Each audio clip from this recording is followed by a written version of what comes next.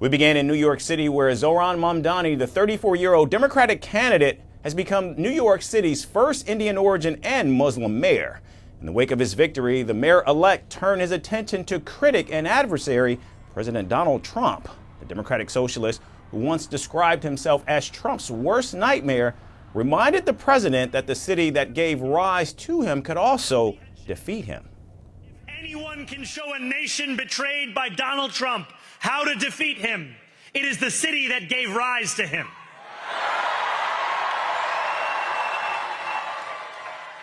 And if there is any way to terrify a despot, it is by dismantling the very conditions that allowed him to accumulate power.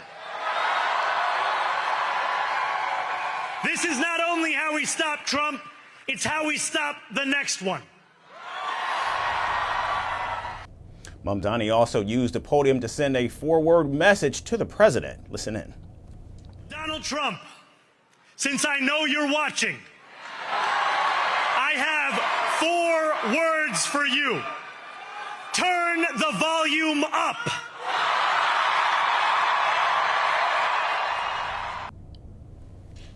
Within minutes, the president posted a cryptic message on his social media platform saying simply that it begins now. The clash between the two has been intensifying in the lead up to the election. And President Trump has repeatedly labeled Mamdani a dangerous socialist and even threatened to pull federal funding from the city if in fact he won. In an unusual move, the president endorsed independent candidate Andrew Cuomo, a former Democratic governor, and once his own political opponent, in a bid to stop Mamdani's rise.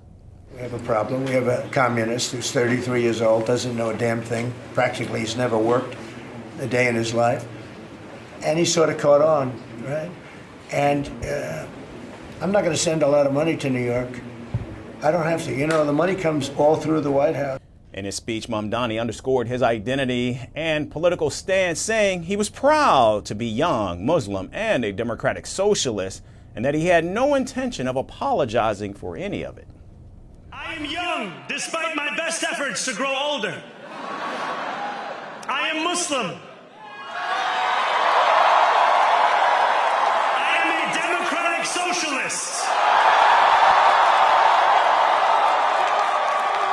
And most damning of all, I refuse to apologize for any of this.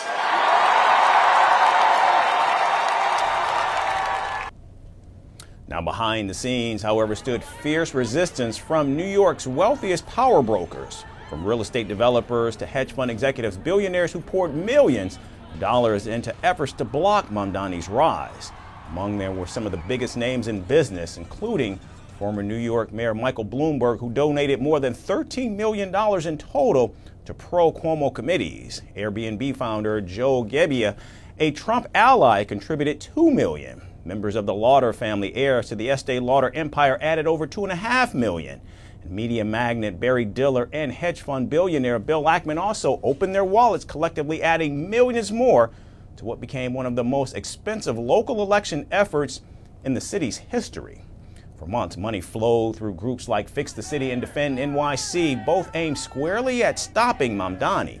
Yet despite the massive investment, it failed to halt a movement powered largely by small donations and neighborhood volunteers. In the end, Mamdani won with more than 1 million votes, marking the highest turnout for a New York City mayoral election since 1969. His campaign, built around affordability, rent freezes, and higher taxes on the wealthy, resonated with voters across boroughs who said they felt left behind by decades of establishment politics. But I think it's great to have somebody who's close to our age. It's such a refreshing thing to see somebody who's not, a boomer or, a little bit on the older side. But yeah, I think his policies are great. He's energetic. He's not afraid to stand up to the system and the president. And I think that's really refreshing.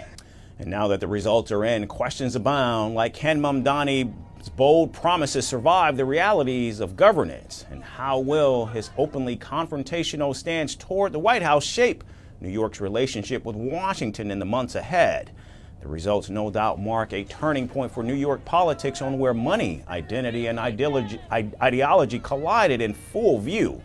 And now, with the nation watching, his challenge begins, turning a campaign built on defiance into a government built on delivery. Want the facts? The latest developments? News that gets straight to the point.